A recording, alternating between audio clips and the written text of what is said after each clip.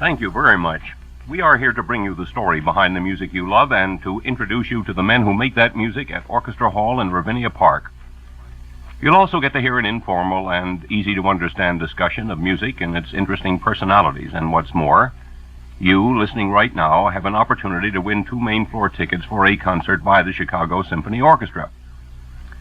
And today, let's turn to the pages of your symphony scrapbook devoted to that small but powerful orchestral instrument, the piccolo. And we have as our guest performer Mr. Burnett Atkinson, member of the flute section of the Chicago Symphony Orchestra. Mr. Atkinson, I'm sure our listeners would like to have you identify the selection you played at the beginning of this program and perhaps play some more from that composition. Well, that was a little bit of Tubby the Tuba by Kleinsinger. That is the place where Tubby goes for a walk and Pee-wee the Piccolo goes along too. Here's a little bit more.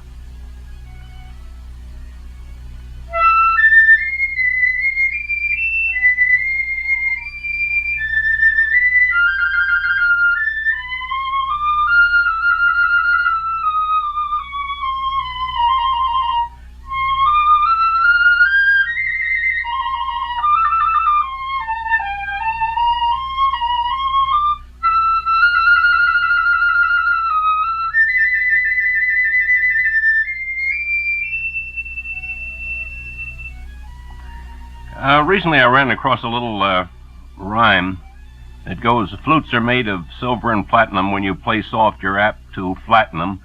If really high you choose to go, shift over to the piccolo. And that leads to 2 questions I'd like to ask you. In the first place, what is the range of the piccolo, and how does that compare, say, on the scale, to the range of the flute? Well, it's an octave higher than the flute.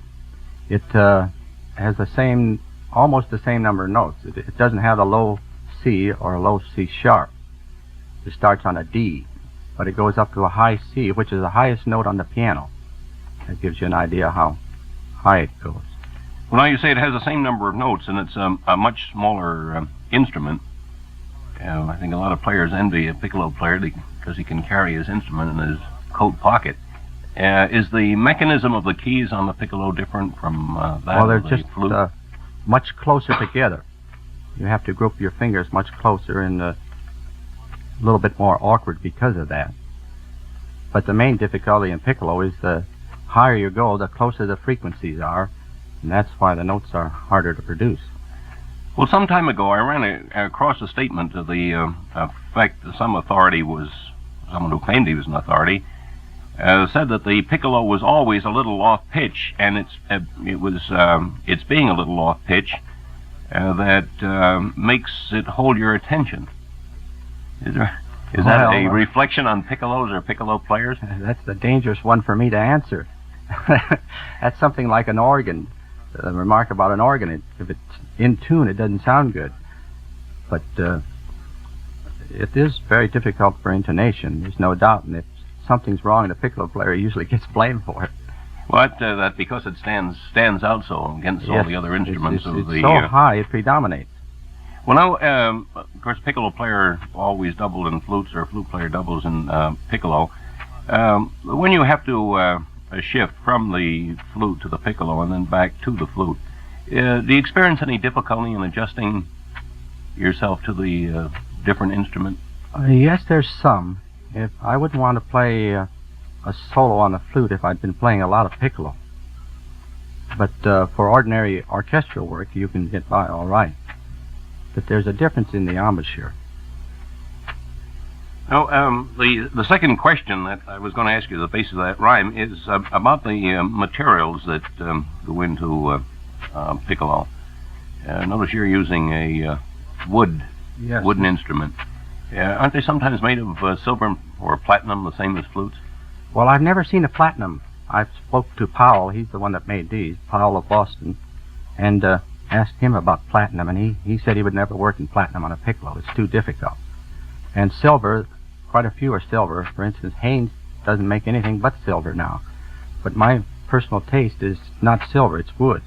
Because the silver, you have a metallic sound and a smaller sound, and doesn't carry as well, it isn't as sweet. Well, I've asked you so many questions, had you talking so much about the instrument, I wonder if you have any breath left to show us the use of the piccolo in symphonic literature? I've got some breath, but my lips are dry. This is a little bit from Wagner, from the Ride of the Valkyries. This shows the use of the piccolo as a filigree ornament around a melody.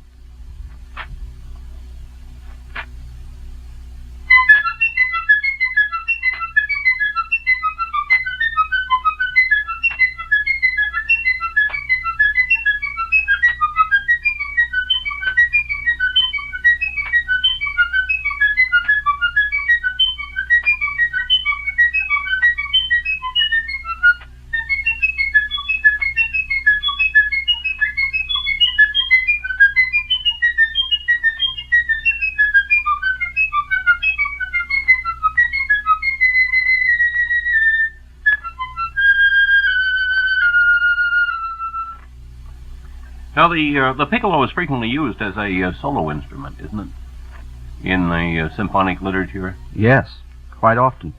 And I was wondering if you could give us an illustration of that. Well, from the Coppelia suite by Delibes, in the Dance of the Toys, is a well-known piccolo solo.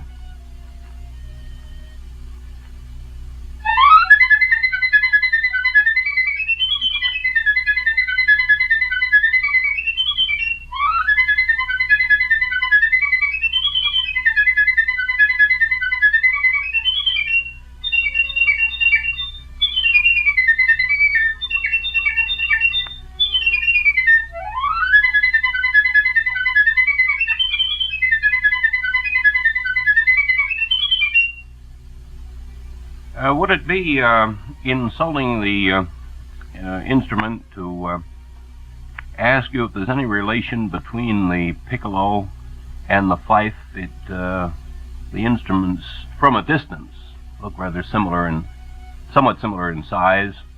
Yes, there's a great deal of likeness in sound too, and I would say it was the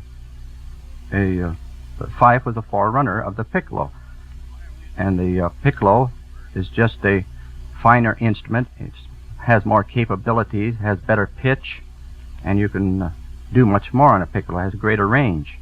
Is that because of the mechanism, yes, the because keys? It's a very finely made instrument, and acoustically it's the BAM system, which is the law of physics of sound, is quite well thought out.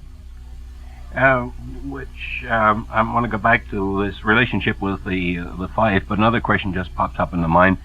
Not a few minutes ago, you mentioned the outstanding makers of piccolos. Is a piccolo an expensive instrument? Well, it's about half the price of a flute. It ranges around $225, $250. I noticed that you have two piccolos with you.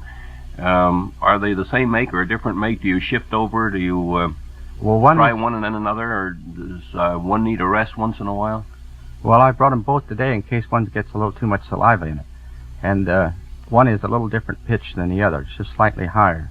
But they're both by Vern Powell. But when you get an instrument, you just stick to that instrument. Well, you keep trying to find one better, just then, like all violinists. Yeah, and the search is endless. Yeah. Now, going back to the relationship with the fife, we usually think of the fife in connection with fife and drum corps and military events. Is the piccolo is used frequently in a band, isn't it? Military band. Yes, very much so.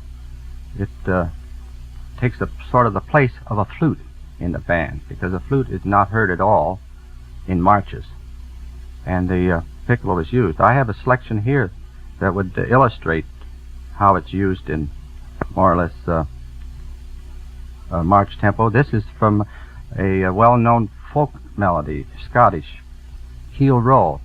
It was also used in Trooping the Colours over in London when the Queen reviewed the troops.